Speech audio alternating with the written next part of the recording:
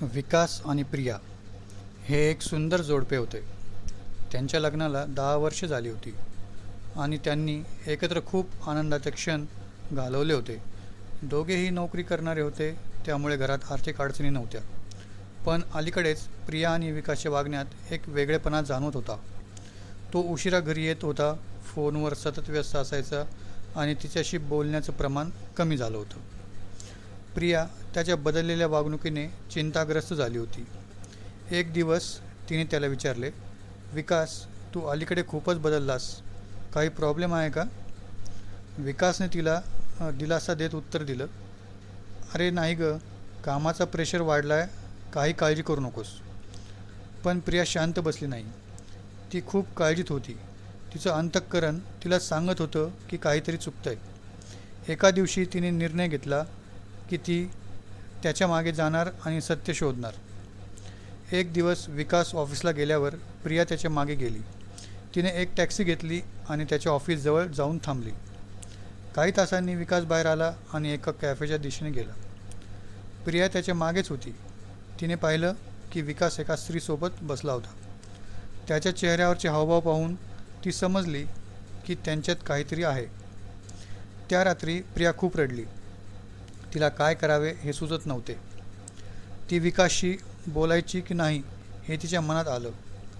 दुसऱ्या दिवशी तिने विकासशी भेट घेतली आणि बोलण्याचा निर्णय घेतला. विकास, काल मी तुला एका बाईसोबत पाहिलं. कोण होती ती? प्रिया थोडाशा रडवलेल्या सुरात म्हणाली.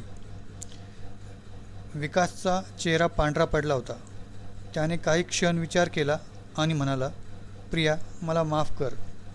ती माझी सहकारी आहे आणि आमच्यात प्रेमसंबंध आहेत. प्रियाच्या मनात वादळ उठलं.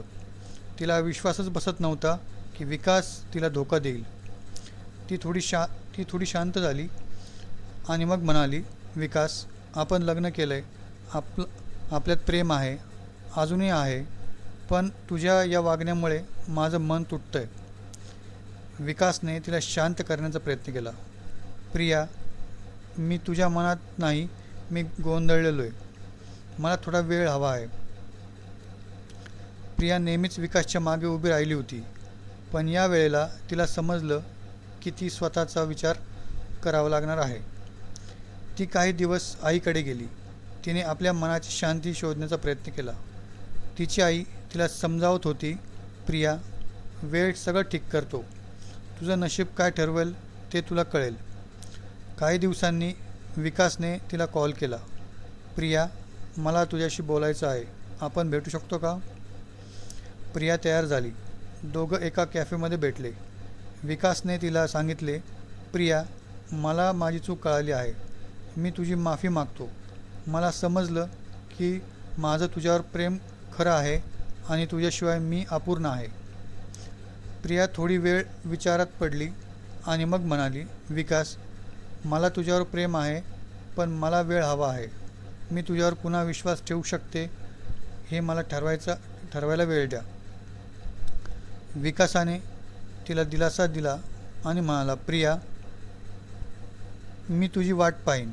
मला माहीत आहे की मी तुझी माफी मागायला पात्र नाही, पण मला संधी द्यायला हवी. प्रिया आणि विकासने काही दिवस दूर राहून आपल्या भावनांना विचार केला. हळूहळू प्रियाने निर्णय घेतला की ती विकासला दुसरी संधी देईल.